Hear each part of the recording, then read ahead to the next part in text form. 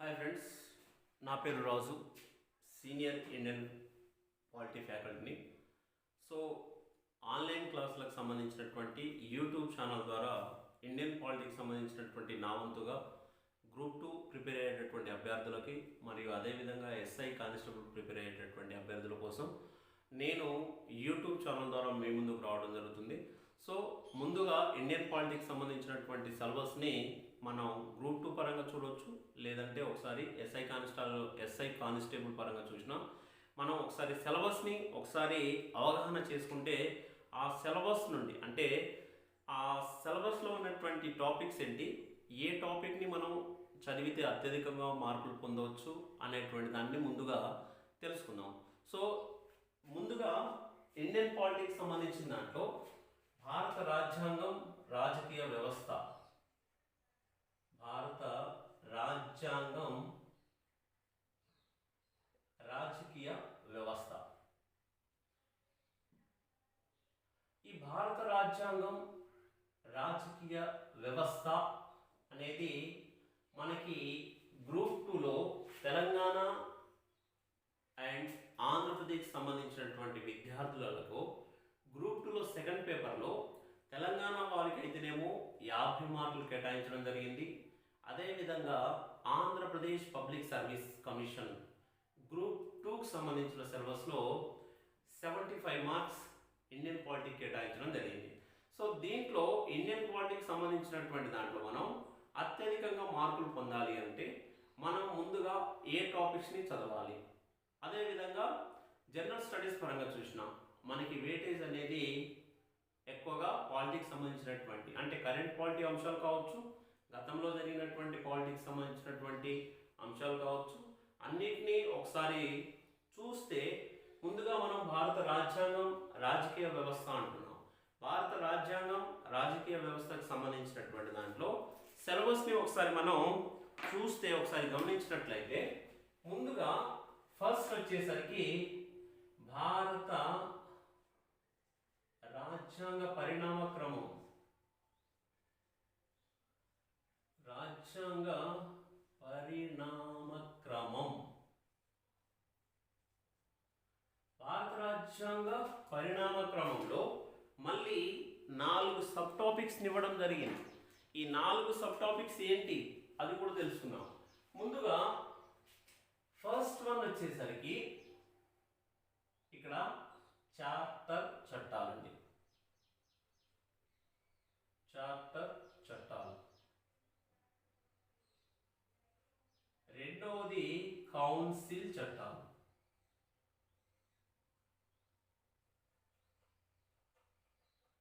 Next మూడవది రాజ్యాంగ పరిషత్, రాజ్యాంగ పరిషత్.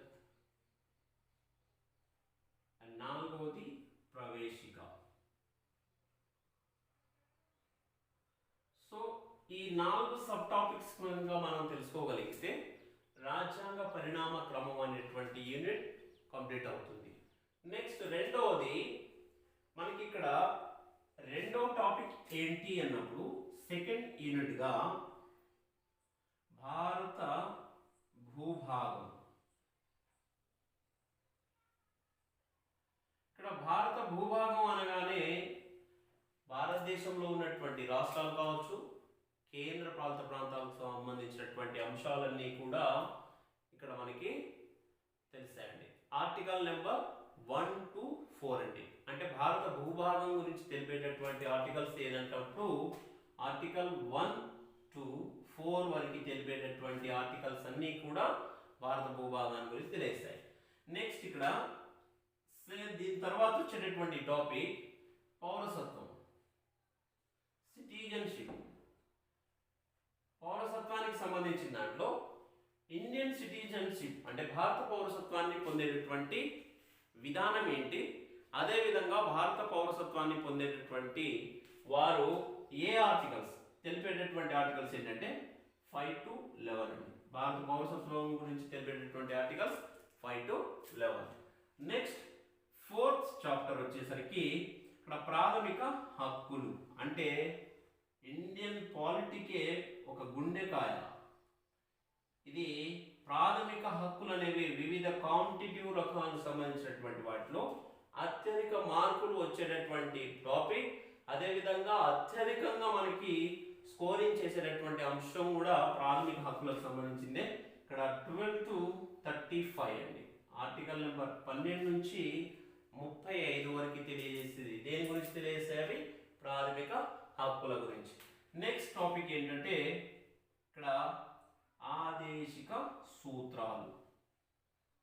ఆదేశిక సూత్రాలు ఇక్కడ టాపిక్ ఆదేశిక సూత్రాలు.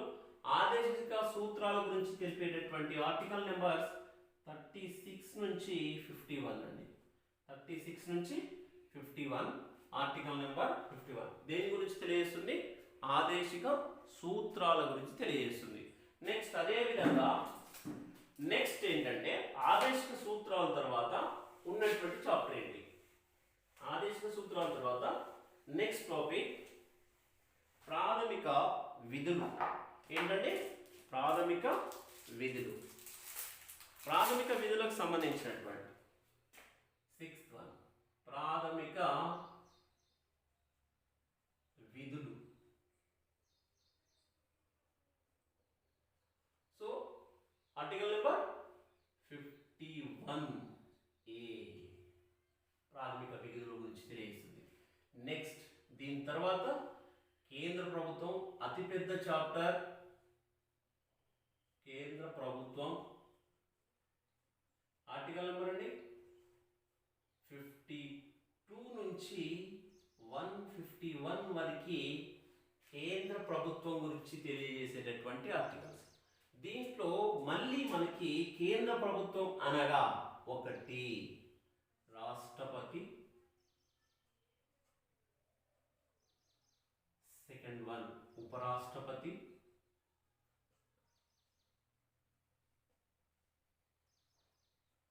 నెక్స్ట్ 3rd one వచ్చేసరికి ఉపరాష్ట్రపతి తర్వాత చెప్పండి మీరే ప్రధానమంత్రి మరియు మంత్రి మండలి. నెక్స్ట్ దీని తర్వాత పార్లమెంట్ అంటే లోక్సభ, రాజ్యసభ, స్పీకర్, సుప్రీంకోర్టు. ఈ అంశాలన్నీ కూడా తెలుసుకుంటే మనకి కేంద్ర ప్రభుత్వానికి సంబంధించినటువంటి అంశం అనేది అయిపోతుంది. Next 7th chapter.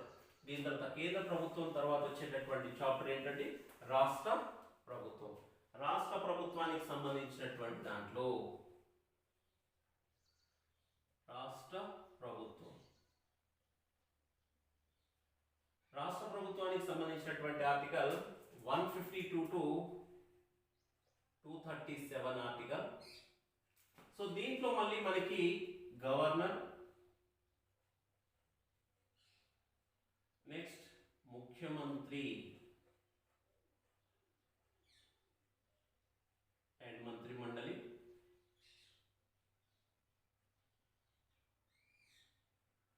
అండ్ దీని తర్వాత వచ్చేసరికి విధానసభ. కొన్ని రాష్ట్రాలలో విధాన పరిషత్ కూడా ఉంటుంది కాబట్టి విధానసభ, విధాన పరిషత్ అండ్ స్పీకర్.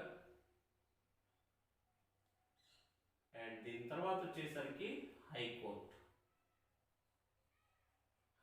అండి. ఇది రాష్ట్ర ప్రభుత్వానికి సంబంధించింది. నెక్స్ట్ 9th చాప్టర్ వచ్చేసరికి మనకి ఇక్కడ స్థానిక సంస్థలకు వస్తాయి. మనకి స్థానిక సంస్థలు స్వపరిపాలన. ఈ స్థానిక సంస్థలు స్వపరిపాలనకు సంబంధించిన దాంట్లో ఒకటి పంచాయత్ రాజ్ వ్యవస్థ,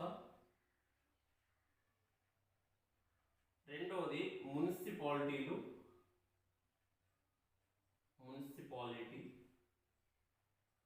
మూడవది సహకార సంఘాలు. ఇక్కడ పంచాయతీరాజ్ వ్యవస్థ గురించి తెలియజేసినప్పుడు 243 నుంచి 243O, మున్సిపాలిటీలు 243P నుంచి 243ZZ, అండ్ సహకార సంఘాలకు వచ్చేసరికి 243ZS నుంచి 243ZT అండి. ఇది సహకార సంఘాలకు సంబంధించింది. దీని తర్వాత వచ్చేసరికి మనకి స్థానిక సంస్థల తర్వాత వచ్చేటటువంటి టాపిక్ కేంద్ర పాలిత ప్రాంతాలు. నెక్స్ట్ టాపిక్ ఏంటంటే కేంద్ర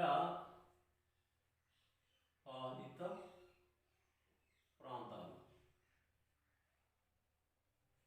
నెక్స్ట్ దీని తర్వాత కేంద్ర పాలిత ప్రాంతాలకు సంబంధించినటువంటి అంశాన్ని చూస్తే మనం ఆర్టికల్ నెంబర్స్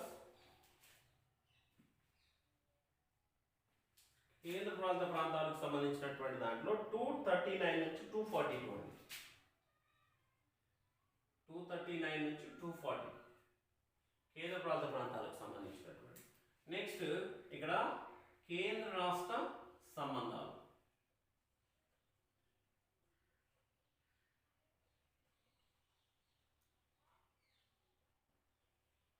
కేంద్ర రాష్ట్ర సంబంధాలకు సంబంధించిన దాంట్లో 245 నుంచి 263 కేంద్ర రాష్ట్ర సంబంధాలకు సంబంధించిన దాంట్లో 245 to 263. నెక్స్ట్ 11th వన్ వచ్చేసరికి రాజ్యాంగబద్ధ సంస్థలు.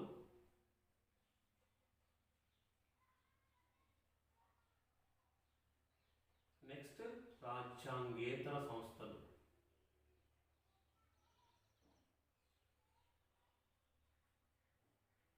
నెక్స్ట్ 12th వన్ సంక్షేమ యంత్రాంగం. సో సంక్షేమ యంత్రాంగానికి సంబంధించినటువంటి యంత్రాంగం. సో ఇవి మనకి ఇండియన్ పాలిటిక్స్ సంబంధించినటువంటి సిలబస్.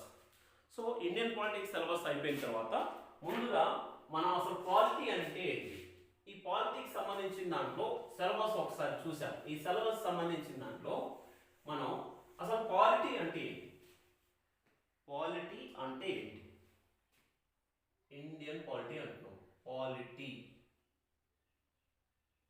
సో పాలిటీ అనేది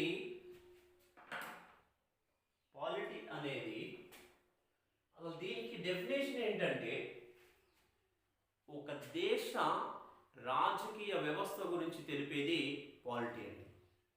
ఏంటంటే ఒక దేశ రాజకీయ వ్యవస్థ గురించి తెలిపేది ఒక దేశ రాజకీయ వ్యవస్థ గురించి, ఒక దేశ రాజకీయ వ్యవస్థ గురించి తెలిపేది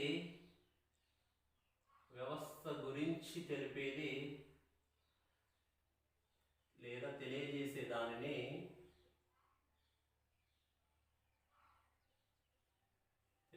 దానిని పాలిటీ అంటారు. మరి పాలిటీ అనేటువంటి పదం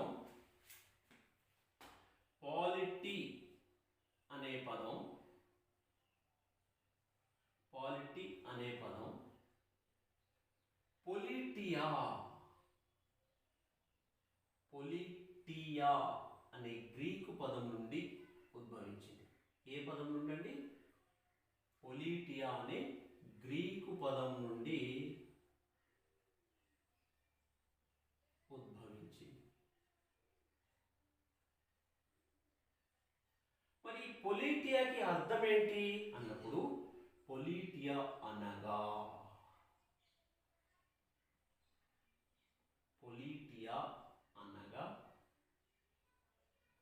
ప్రభుత్వం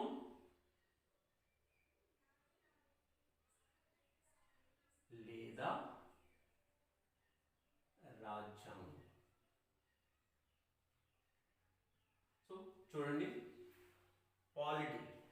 పాలిటీ అనగా ఒక దేశ రాజకీయ వ్యవస్థ గురించి తెలిపేటటువంటి దాన్నే పాలిటీ అంటారు.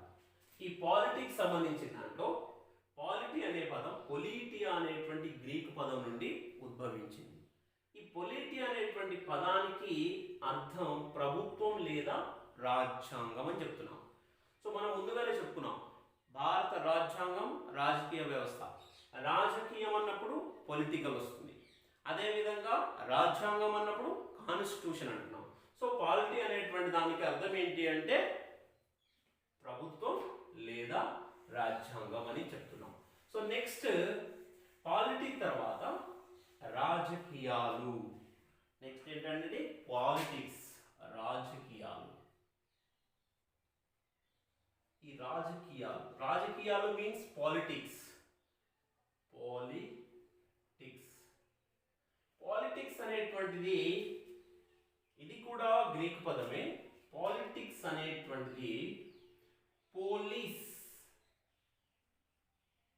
అనే గ్రీక్ పదం నుండి ఉద్భవించింది. ఏంటి?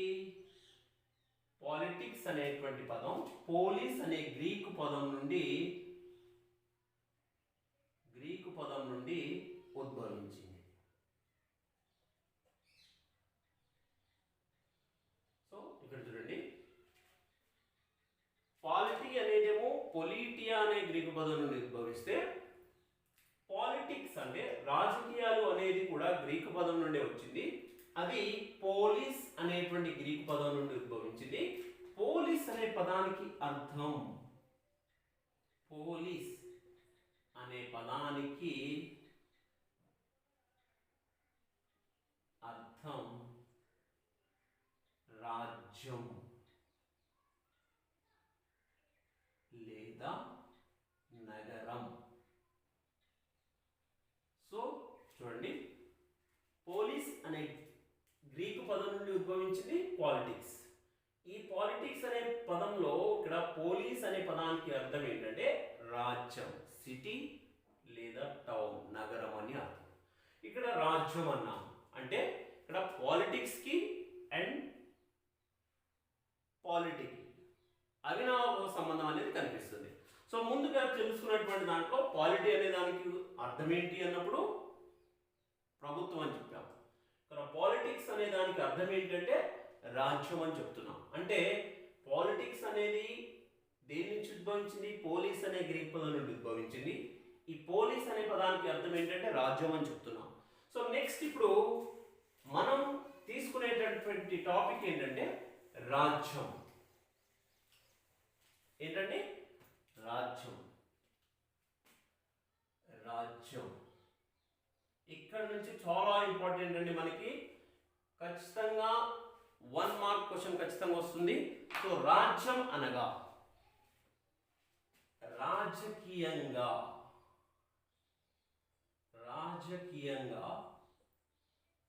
సంఘటితమైన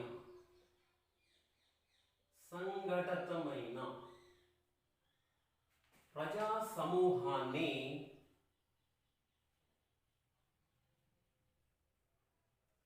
రాజకీయంగా సంఘటితమైన ప్రజా సమూహాన్ని రాజ్యం అంటారు.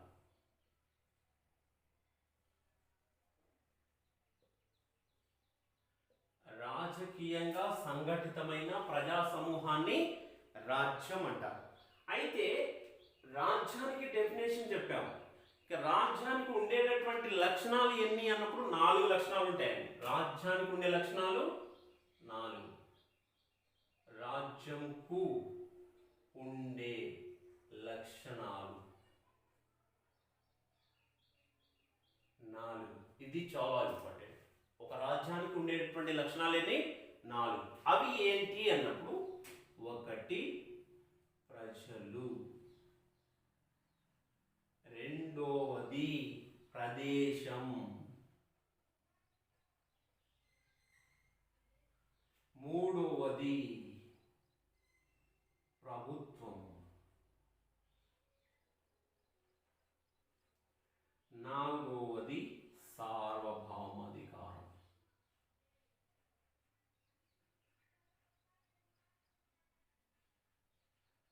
ఏంటండి, ఒక రాజ్యానికి ఉండేటటువంటి లక్షణాలు ఎన్ని? 4. ఆ 4 లక్షణాలలో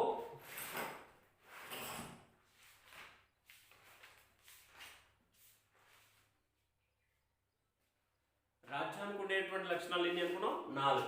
ఆ 4లో ఒకటి ప్రజలు, ప్రదేశం, ప్రభుత్వం, సార్వభౌమాధికారం. సో ఖచ్చితంగా క్వశ్చన్ ఎలా అడుగుతాడంటే, ఫస్ట్ క్వశ్చన్ డైరెక్ట్ క్వశ్చన్ వస్తే రాజ్యానికి ఉండే లక్షణాలు ఎన్ని అంటాడు, క్రింది వాటిలో గుర్తించండి అంటాడు. 2, 3, 1, 4.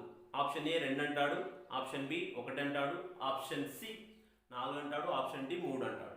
సో కరెక్ట్ ఆన్సర్ ఏంటి దీంట్లో? 4. నెక్స్ట్ లేకుంటే రాజ్యానికి ఈ క్రింది వాటిలో రాజ్యానికి ఉండే లక్షణాన్ని గుర్తించండి అని ఇస్తాడు. ఒకటి ఖచ్చితంగా ఉండేటువంటి లక్షణం ఇస్తాడు, మిగతాది కాంతి ఇస్తాడు. అప్పుడు మనం దాంట్లో ఏదైతే ఆప్షన్ అంటే ప్రజలు ఉండొచ్చు, ప్రదేశం ఉండొచ్చు, ప్రభుత్వం ఉండొచ్చు, సార్వభౌమాధికారం ఉండొచ్చు. ఈ విధంగా 4 అంశాలు కనుక తెలిస్తే ఒక రాజ్యానికి ఉండేటటువంటి లక్షణాలని చెప్తాం. అంటే ఇక్కడ రాజ్యానికి సంబంధించిన దాంట్లో మనం 4 లక్షణాలు ఉంటే ఆ 4 లక్షణాలకు సంబంధించిన దాంట్లో మళ్ళీ ఒక్కొక్క దాని గురించి చర్చిద్దాం. ముందుగా ఏంటంటే ప్రజలు.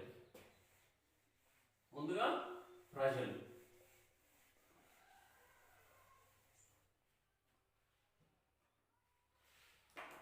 సో చూడండి, ఇక్కడ ఫస్ట్ రాజ్యం రాశాను.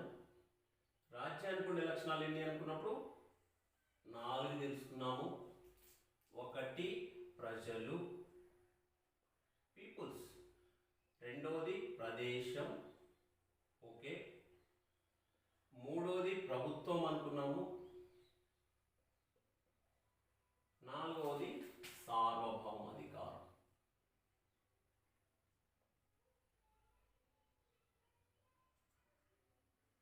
సో ఫస్ట్ మొదటిది, రెండవది, మూడవది, నాలుగవది. దీంట్లో ఇప్పుడు మనం ఫస్ట్ తెలియజేసుకోవాల్సింది ఏంటంటే ప్రజలు.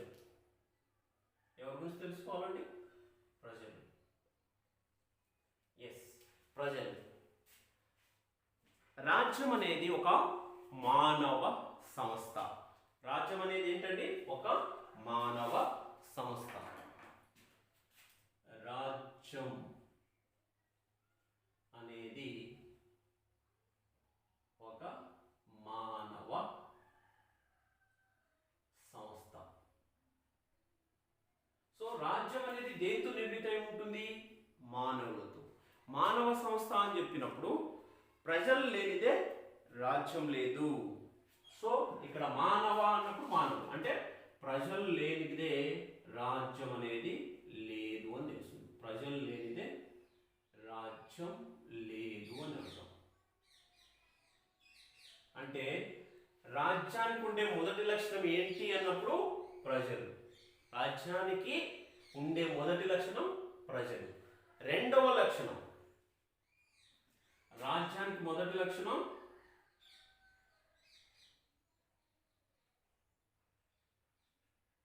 రాజ్యానికి మొదటి లక్షణం ప్రజలు. నెక్స్ట్ రెండవది ఏమన్నాము? ఫస్ట్ ప్రజలు అయిపోయింది. రెండవది ప్రదేశం. సో ప్రదేశం మీన్స్, ప్రదేశం అన్నప్పుడు అనగా నిర్దిష్ట భూభాగం.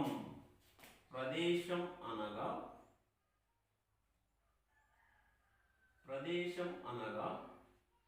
నిర్దిష్ట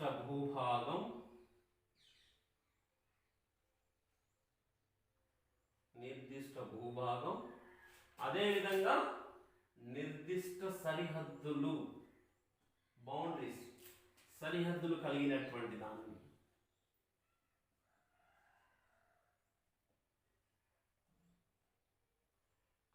దానిని ఏమంటాము?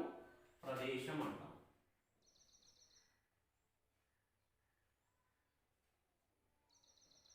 అంటే ప్రదేశం మీన్స్ ఒక రాజ్యానికి ఉన్నటువంటిది. ఫర్ ఎగ్జాంపుల్ రాజ్యం మీన్స్ ఒక భారతదేశం కావచ్చు, ఏదైనా ఒక దేశాన్ని తీసుకున్నప్పుడు ఒక దేశానికి సంబంధించినటువంటి సరిహద్దులు అనేవి ఉంటాయి. సో నిర్దిష్ట భూభాగం ఉంటుంది, నిర్దిష్ట సరిహద్దులు కలిగినటువంటి దాన్ని ప్రదేశం అంటారు. ఇది రాజ్యానికి రెండవ లక్షణం. రాజ్యానికి రెండవ లక్షణం ఏంటండి? రెండవ లక్షణం ప్రదేశం. రెండవ లక్షణం ప్రదేశం. నెక్స్ట్ ప్రభుత్వం. మూడవ లక్షణం ఏంటండి? ప్రభుత్వం.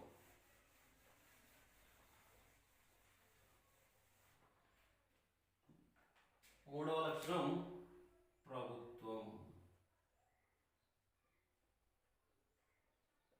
సో ఇక్కడ ప్రజలు అనుకున్నాము, ప్రదేశం అనుకున్నాము, నెక్స్ట్ మూడవది ప్రభుత్వం అని చెప్తున్నాము. సో ప్రభుత్వం అనగా మీకు తెలుస్తుంది ప్రజల యొక్క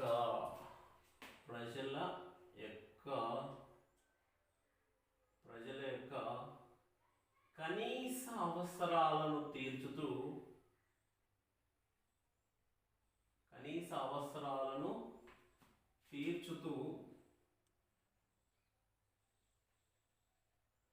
కనీస సౌకర్యాలను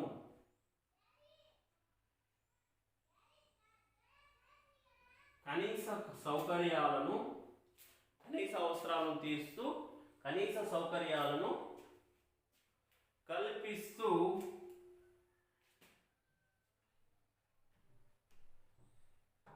సౌకర్యాలను కల్పిస్తూ అధికార బాధ్యతలను కలిగినటువంటి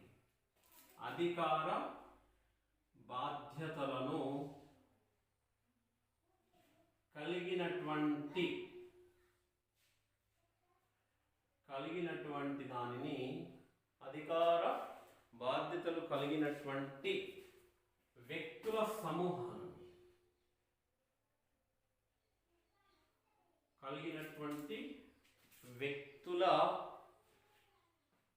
సమూహాన్ని ప్రభుత్వం అంటాం.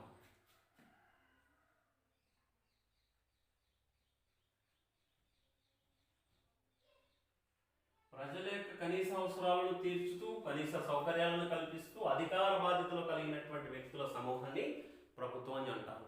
అంటే ఈరోజు ఒక ప్రభుత్వం ఏర్పడాలి అనుకుంటే దానికి ఫస్ట్ రాజ్యం కావాలి, ఆ రాజ్యంలో ప్రజలు ఉండాలి, ప్రజలు నివసించడానికి కనీస ప్రదేశం ఉండాలి, ఆ ప్రదేశంలో ఉండేటటువంటి ప్రజలకి కనీస సౌకర్యాలు కనీస అవసరాలను తీర్చేటటువంటి ఒక ప్రభుత్వం అనేది ఉండాలి. సో ఆ ప్రభుత్వానికి సంబంధించిన దాంట్లో ప్రభుత్వం అనేది 3 భాగాలతో నిర్మితమై ఉంటుంది. ఎన్ని భాగాలతో? 3 భాగాలతో. అందులో ఒకటి శాసన శాఖ, రెండోది కార్యనిర్వాహక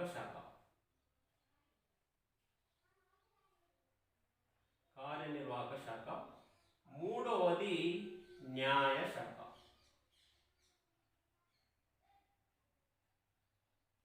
అంటే ప్రభుత్వానికి ఎన్ని భాగాలు ఉంటాయని చెప్తున్నాము?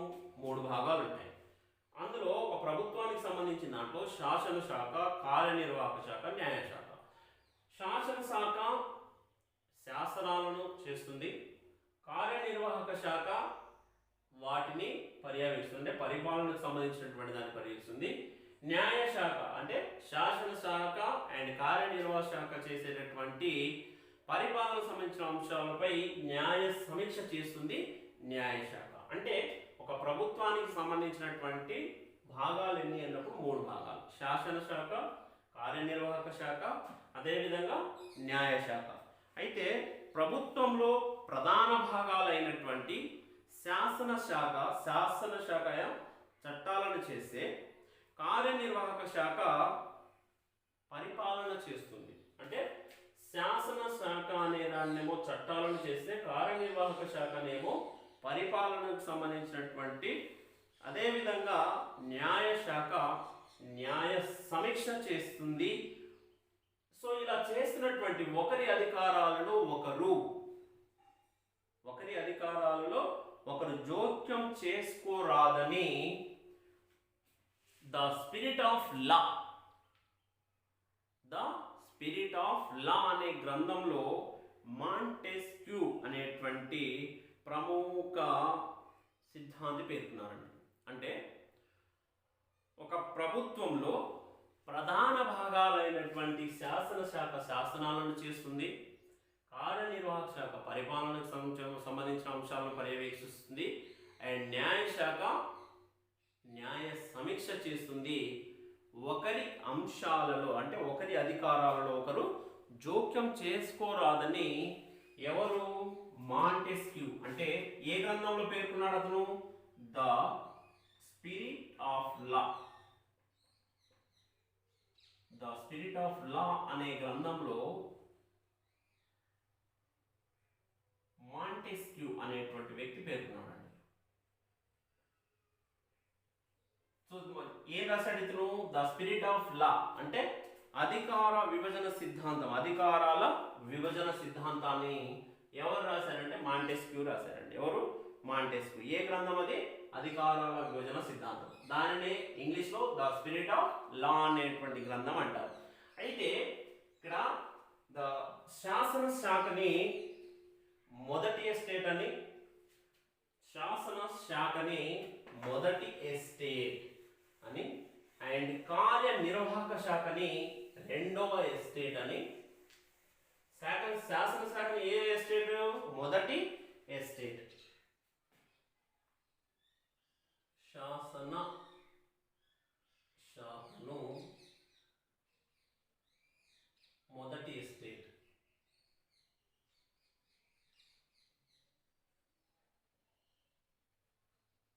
అదేవిధంగా కార్యనిర్వాహక శాఖను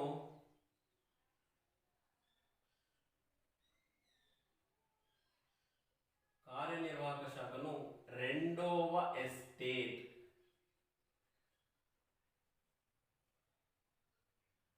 అండ్ న్యాయ శాఖను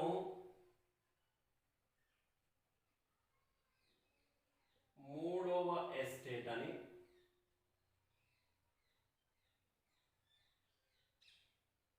నెక్స్ట్ ఇక్కడ పత్రికలు మీడియాను, పత్రికలు మీడియా ను నాలుగవ ఎస్టేట్.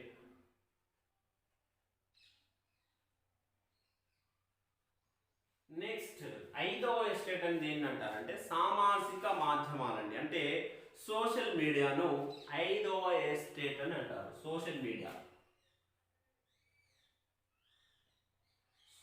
మీడియాను ఐదవ ఎస్టేట్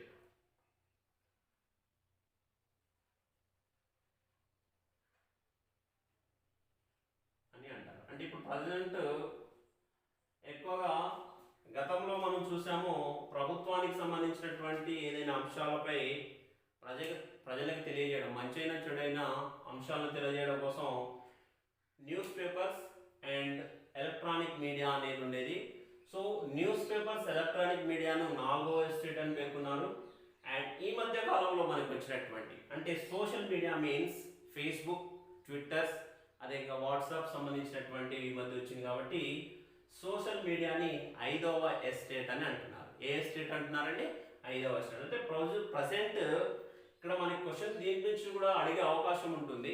మొదటి ఎస్టేట్ అని దేన్ని పేర్కొంటారు, రెండవ ఎస్టేట్ అని దేన్ని పేర్కొంటారు, నెక్స్ట్ ఇక్కడ ముఖ్యంగా సోషల్ మీడియా అనేది ఎన్నవ ఎస్టేట్ అని చెప్తారు. అంటే ఈ ఎస్టేట్ అనేటువంటి పదాన్ని బ్రిటన్కు చెందినటువంటి పార్లమెంట్ సభ్యుడైనటువంటి ఎడ్బర్గ్ అనేటువంటి వ్యక్తి ఈ ఎస్టేట్ అనేటువంటి పదాన్ని ఉపయోగించడం జరిగింది. ఎవరండి? ఎస్టేట్ అనేటువంటి పదాన్ని ఉపయోగించింది ఎవరంటే బ్రిటన్ పార్లమెంట్ సభ్యుడైనటువంటి ఎడ్బర్గ్. ఎవరు? ఎడ్బర్గ్ అనేటువంటి వ్యక్తి బ్రిటన్ పార్లమెంట్లో దీనిని ఉపయోగించడం జరిగింది. సో ప్రజెంట్ ఉన్నటువంటి ఎస్టేట్ ఎన్ని అన్నప్పుడు 5 ఎస్టేట్స్ ఉన్నాయి. సో శాసనశాఖను మొదటి ఎస్టేట్ అని, కార్యనిర్వాహక శాఖను రెండవ ఎస్టేట్ అని, అదేవిధంగా న్యాయశాఖను మూడవ ఎస్టేట్ అని, పత్రికలు మీడియాను నాలుగవ ఎస్టేట్, ప్రజెంట్ నడుస్తుంది సోషల్ మీడియా ఐదవ ఎస్టేట్. దీన్ని సోషల్ మీడియాని ప్రజెంట్ సామాజిక మాధ్యమం అని చెప్తున్నాము. సామాజిక మాధ్యమం నటింగ్ నెట్, ఫేస్బుక్, ట్విట్టర్స్ అండ్ వాట్సాప్ సంబంధించినవన్నీ కూడా ఐదవ ఎస్టేట్ కిందకి వస్తాయి. ఎస్టేట్ అనేటువంటి పదాన్ని ఎవరు ఉపయోగించారంటే బ్రిటన్ పార్లమెంట్ సభ్యుడైనటువంటి ఎడ్బర్గ్ అనేటువంటి వ్యక్తి ఎస్టేట్ అనేటువంటి పదాన్ని ముందుగా ఉపయోగించడం జరిగింది. దీంట్లో రాజ్యానికి సంబంధించిన దాంట్లో చివరి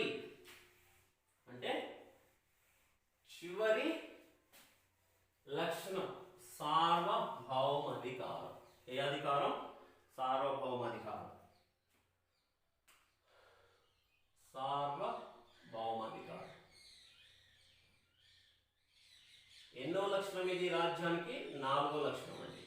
సార్వభౌమాధికారం మీన్స్ సర్వ స్వతంత్రమైనదని అర్థం. సార్వభౌమాధికారానికి అర్థం సర్వ స్వతంత్రమైనది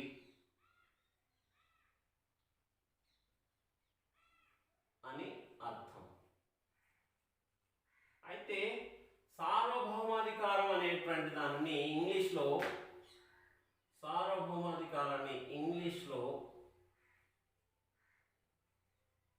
సావర్నిటీ అంటారు.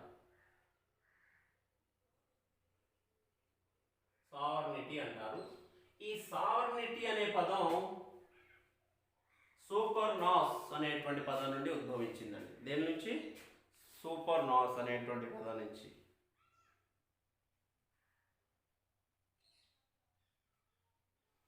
సావర్నిటీ అనే పదం లాటిన్ పదమైనటి సూపర్ నాస్ అనే పదం నుండి ఉద్భవించింది. లాటిన్ పదం ఇది. సావర్నిటీ అనేది సూపర్ నాస్ అనేటువంటి లాటిన్ పదం నుండి ఉద్భవించింది. అంటే సార్వభౌమాధికారం అంటే ఒక దేశం యొక్క శాసనాలను రూపొందించేటప్పుడు విదేశాల యొక్క ప్రమేయం లేకుండా తనకు తాను శాసనాలను రూపొందించుకునేటువంటి అధికారం కలిగినటువంటి దాన్ని సార్వభౌమాధికారం అని అంటారు. అంటే ఒక దేశానికి సంబంధించినటువంటి పరిపాలన అంశాలలో ఇతర దేశాల ప్రమేయం లేకుండా ఉండడాన్ని సార్వభౌమాధికారం అంటారు. అంటే ఒక దేశానికి సంబంధించినటువంటి అవసరమైన శాసనాలను ఏంటంటే ఒక దేశానికి అవసరమైన శాసనాలను విదేశాల యొక్క ప్రాబల్యం లేకుండా తనకు తాను రచించుకోగలిగితే లేదా రూపొందించగలిగితే అలాంటి దేశాన్ని సార్వభౌమాధికారం కలిగినటువంటి దేశంగా పిలుస్తారు. సో రాజ్యానికి ఉండే లక్షణాలు ఎన్ని అనుకున్నాము? 4 లక్షణాలు. అందులో మొదటి లక్షణం ప్రజలు, రెండవ లక్షణం ప్రదేశం, మూడవ లక్షణం ప్రభుత్వం, 4వ లక్షణం సార్వభౌమాధికారం. సో రాజ్యానికి ఉండే లక్షణాలు 4. ఇవి ఇంతవరకు ఈరోజు క్లాస్ అండి. తిరిగి రేపటి క్లాస్లో తెలుసుకుందాం.